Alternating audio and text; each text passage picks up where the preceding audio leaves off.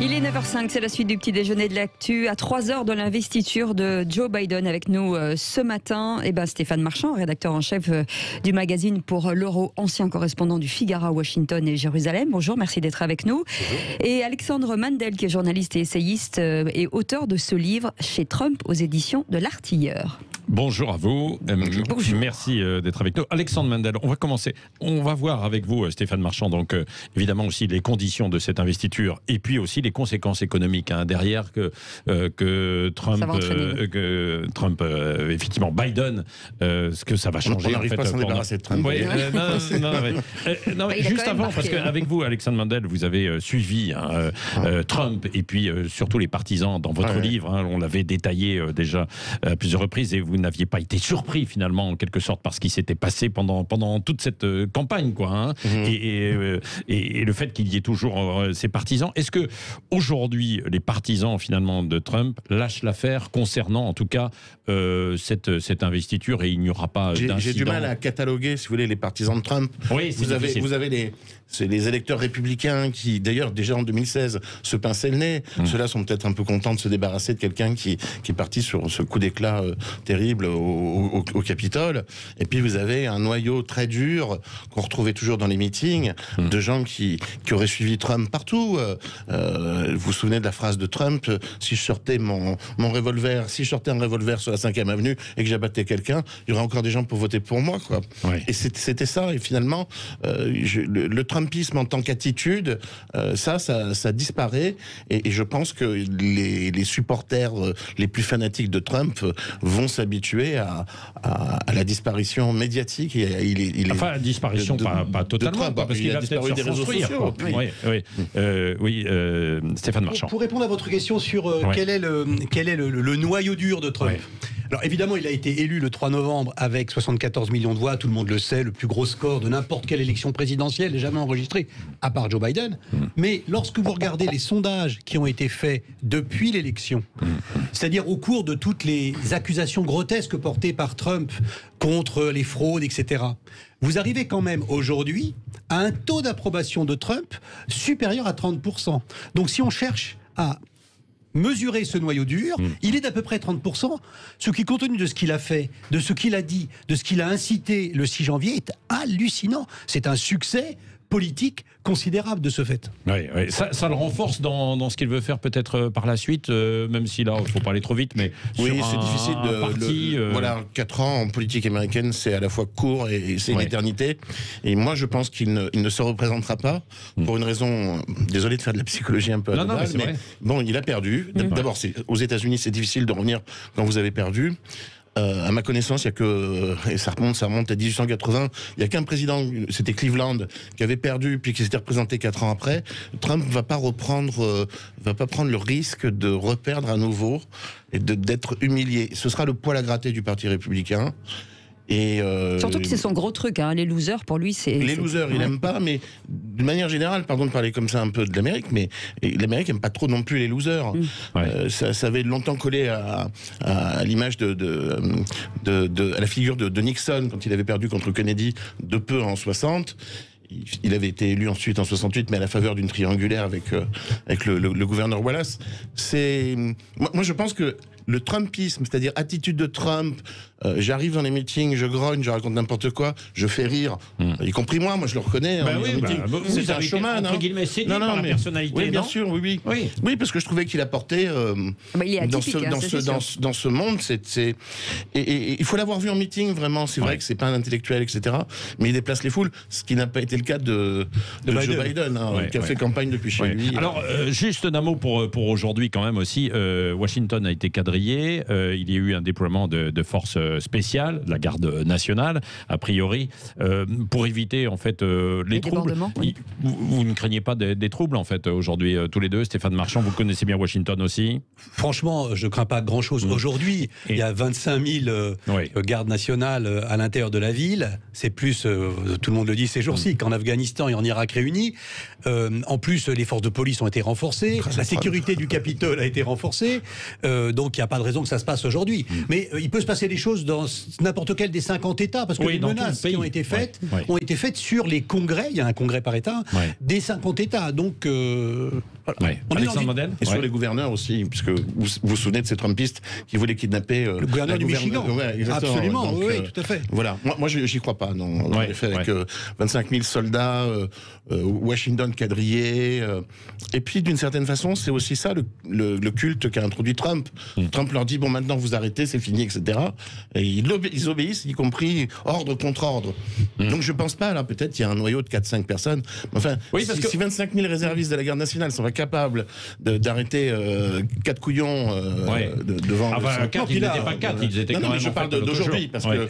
non, ils étaient 300 ou 400 dans le Capitole. Dans le Capitole, mais ils étaient... Alors, c'est ce qu'ils reprochaient, ils ont dit, pour ces partisans en fait, de Donald Trump, ils ont dit, voilà, les chaînes américaines, les chaînes d'information, ne nous ont pas montré quand on était dans Washington, et on était très nombreux, des dizaines de milliers, je ne sais pas combien ils étaient précisément. En revanche, on nous a montré quand on a été obligé de mener une action violente au Capitole pour qu'on nous montre. C'est vrai ou c'est... Oui, mais enfin, c'est pas tout à fait... Moi, il ne faut pas en vouloir aux chaînes d'info américaines.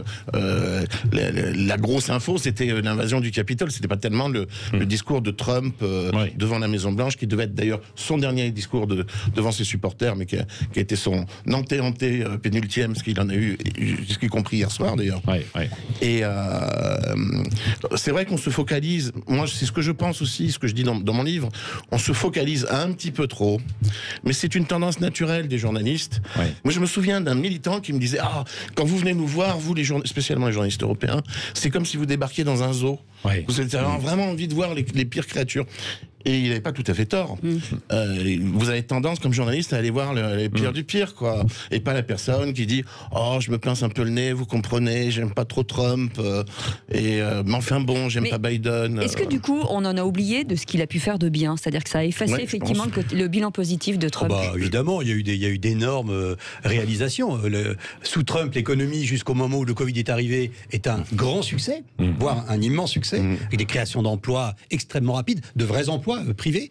Vous avez tout ce qu'il vient de faire au Moyen-Orient, qui est quand même assez exceptionnel en termes de manipulation des pays et organisation d'une coalition contre l'Iran. Vous savez que la première chose qui a été faite après l'élection de Joe Biden en Iran, c'est l'assassinat du chef du programme nucléaire iranien, M. Fakhrizadeh, ce qui était une opération conjointe entre les Israéliens et les Américains, l'objectif étant d'empêcher Joe Biden de récupérer trop vite une relation assainie avec l'Iran. Tout ça est peut-être contestable, mais c'est quand même assez intelligent d'avoir regroupé une coalition comportant Israël, l'Arabie Saoudite, la Jordanie, les Émirats Arabes Unis, Bahreïn, contre l'Iran. Ça n'avait jamais été fait. Ça avait été rêvé, mais jamais fait. Donc, il a fait les choses. On ne peut pas dire le contraire. S'il n'avait pas eu son côté exubérant, Trump... non, je pense qu'il aurait été réélu s'il n'y avait pas eu le Covid-19. Oui, s'il n'y avait pas eu le Covid. Non, mais son côté exubérant, les gens... oui, mais trop, quoi. À l'excès, non, mais... Aux États-Unis, c'est pas gênant, en fait. C'est pas gênant, c'était un showman. C'est pas comme s'il découvrait Trump, y compris en 2016. Je dis tout le temps qu'en France, on dit toujours l'ex-milliardaire new-yorkais ou le milliardaire new-yorkais. Là-bas, on dit l'ex-star de télé-réalité de Trump. Oui, c'est vrai. Donc c'est un peu... C'est plus le Covid, quoi. Voilà, c'est un peu Hanouna qui aurait, si vous voulez, été un peu Bernard Tapie dans le temps, etc. Ce mélange-là, c'est pas... C'est quelque chose... C'est plus le Covid qui l'a mis par terre. C'est sa gestion. Sa gestion du Covid. Et là, en effet, c'est peut-être sa provocation à l'égard quand même de dizaines de milliers de familles endeuillées. Quelqu'un qui passe... Moi, je me souviens de conférences de presse hallucinantes quand il coupait la parole aux scientifiques pour... Juste parce qu'il n'aime pas, qu'on lui vole la vedette. Pour lui, le docteur Anthony Fauci, qui est le virologue en chef aux États-Unis, c'est un concurrent. Il le traitait comme ça. Qu'est-ce que va faire Joe Biden? On va voir ça dans un instant avec vous, Stéphane Marchand et Alexandre Mandel. Nous sommes ensemble jusqu'à 9h30. Ensuite, vous allez pouvoir réagir 0826 300 300. 9h17, avec nous ce matin, Stéphane Marchand, rédacteur en chef du magazine Pour l'Écho, et bien entendu Alexandre Mandel, qui est journaliste et essayiste, auteur de ce livre chez Trump, aux éditions de l'Artilleur. Oui, Stéphane Marchand, qu'est-ce que ça va changer? Parce que vous, spécialiste aussi de l'économie avec Biden, on le disait tout à l'heure, il va prendre déjà des décisions, des premiers décrets là, dès aujourd'hui. Hein. Alors, il y a une chose très importante qui va se produire, c'est qu'il va revenir dans l'accord de Paris. et le fait que l'Amérique revienne dans l'accord de Paris, qui est un combat donc contre le réchauffement climatique, c'est quand même une énorme nouvelle. Énorme nouvelle parce que, par exemple, ça va entraîner l'Amérique dans d'énormes investissements verts, pro-écologiques, que ça va faire des emplois, que ça va faire des créations d'équipements. Donc l'économie verte, la transition énergétique va être boostée de manière considérable par le retour de l'Amérique. La deuxième chose, c'est le plan de relance. Il va décider d'un plan de relance. Il y en a déjà un qui a été voté il y a une dizaine de jours de 900 milliards de dollars, assez considérable. Et pourtant, beaucoup de gens aux États-Unis demandent à Biden d'aller beaucoup plus loin et de faire un plan à 2000 milliards de dollars. Et là, on va trouver une contradiction. Parce que finalement, les gens qui exigent le plus d'argent dans la relance, ce ne sont pas uniquement les républicains ou les démocrates, mais c'est un mélange. Et finalement, l'audience de Biden sur cette histoire de relance à 2000 milliards de dollars, c'est peut-être l'Amérique de demain, la réorganisation de la scène politique américaine. C'est-à-dire tous les Trumpistes, entre guillemets, les gilets jaunes, pour faire très très schématiquement, trop schématiquement, et que je m'en excuse. Oui, Alexandre Mandel et puis aussi, vous avez toute une partie de l'électorat démocrate qui veut aussi, qui a besoin de faire une hausse du salaire minimum, etc. Donc il va y avoir peut-être autour de ce plan de relance une reconfiguration politique. Alexandre Mandel, pourquoi justement dès qu'on évoque gilet jaune non, mais il n'y a pas que le gilet jaune. D'ailleurs, moi, il a déjà annoncé qu'il abandonnait le projet d'oléoduc Keystone Canada, Dakota du Nord, et ça détruit déjà des emplois en ce moment. Donc moi je veux bien que l'économie verte, ça crée des emplois, mais j'imagine mal la Virginie occidentale minière se retrouver à planter des éoliennes en Californie parce qu'il y a du vent du côté du Pacifique. Ça, c'est une attitude... j'en suis peut-être moi-même coupable, déplorable, un peu européenne, de dire c'est formidable, ils pensent comme nous. Je suis moins persuadé que l'Amérique changera pas. C'est un pays compliqué à réformer. Et je suis persuadé que dans 4 ans, je suis désolé, il y aura encore des pick-up puants en l'essence. La loi du marché est plus forte que tout aux États-Unis, et je ne crois pas du tout que les gens échangeront leur pick-up contre des hybrides japonais. Ça, c'est un oui, peut-être à Washington. L'horizon, c'est 2050, c'est pas 4 ans. Voilà. Oui, non, mais il peut y avoir. Voilà, je pense pas qu'il y a une telle révolution Biden. J'y crois pas quant à l'augmentation du SMIC. Elle a déjà eu lieu d'ailleurs dans plusieurs États. Il y a un SMIC fédéral qui est à 7,50 $. Ils veulent pousser à 15 $. Mais ça, c'est pour répondre à l'ultra-gauche américaine qui va beaucoup peser, je pense, dans le mandat de Biden. Sanders, Ocasio-Cortez, qui est la représentante de New York, qu'on voit beaucoup à la télévision, ont beaucoup d'influence, ont gagné beaucoup d'influence. Donc il y a une ultra-gauche, oui, qui je suis tout à fait d'accord avec vous que des Trumpistes, pas des gilets jaunes, mais se retrouvent aussi à vouloir en effet des stimulus par chèque fédéral. Et les fractures raciales qui sont apparues encore au grand jour lors de cette campagne, elles vont être là aussi. Comment moi, j'ai jamais vu. Moi, j'étais aux États-Unis entre 1990 et 1997. La fracture raciale, elle était évidemment là, très profonde. Je n'ai jamais vu des choses, entendu des crimes comme ceux qu'on a cités en 2020. Les actions policières ont toujours été déjà très violentes quand j'y étais, mais je ne me souviens pas de violence pareille quand moi j'étais aux États-Unis. Alexandre Mandel. Des meutes peut-être, mais il y avait eu aussi, hélas, des violences policières contre les Afro-Américains sous les 2 mandats de Barack Obama, et je me suis amusé, enfin, si j'ose dire, à les compter dans mon livre. Elles sont plus nombreuses que sous Trump. Mais Trump, ayant été accusé d'avoir, tout fuel en anglais, de l'huile sur le feu, quoi. Durant avec une rhétorique un peu contre l'immigration, etc. Contre l'immigration, c'est pas un fait nouveau, la fracture raciale. Et je dis encore, on serait dans les années 60, là où il y avait vraiment des émeutes raciales au moment de l'élection de 68, mais à l'époque, il n'y avait pas de selfie, il n'y avait pas de téléphone, il n'y avait pas de Twitter pour se rendre compte de tout ça. C'est pas un fait qu'on peut attribuer à Trump, et qui est nouveau et qui est plus puissant sous Trump. Est-ce que Joe Biden est vraiment un ami de la France ? Alors Joe Biden a choisi un secrétaire d'État qui s'appelle Anthony Blinken, qui lui est un francophone et c'est un ami de la France. Mais Joe Biden, c'est surtout le point culminant d'un système qui est l'Amérique, qui est l'administration américaine et qui a ses propres intérêts, peu importe les sentiments de Biden. La réalité, par exemple, si on s'interroge beaucoup pour savoir si le choc États-Unis-Chine va être modifié par l'arrivée de Biden, la réponse est non.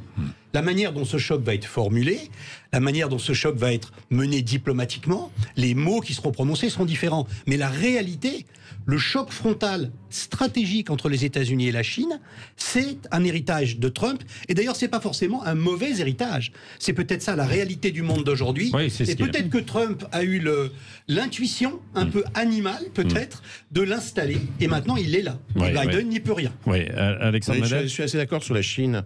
Je pense pas, même à écouter la campagne de Biden, je le trouvais plus offensif sur la Chine que Trump. Et Trump, faut pas oublier que son offensive anti-chinoise, elle s'est faite attendre longtemps. Hein. Ils ont toujours pas signé d'accord. Il était toujours, mais ça c'est le côté un peu non mais il de Trump. Il était toujours content d'être avec le président Xi. Il se prenait il disait que c'était formidable au début du Covid-19 la façon dont la Chine gérait la crise.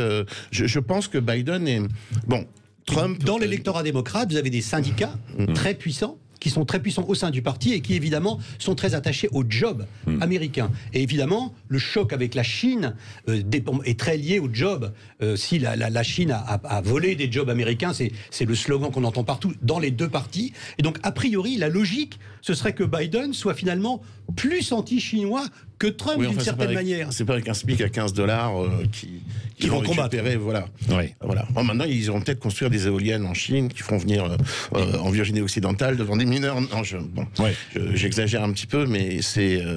Et puis l'un des autres points également sur l'économie, c'est que Biden va remettre quand même des taxes, enfin les impôts sur les sociétés à un niveau plus élevé. C'est ce qui avait peut-être permis la relance. On était passé de plus de 30% à moins de 20% avec Trump. Et là, il veut remettre ça immédiatement. Alors, ça peut compter, non? Est-ce que Biden est l'ami des petites entreprises?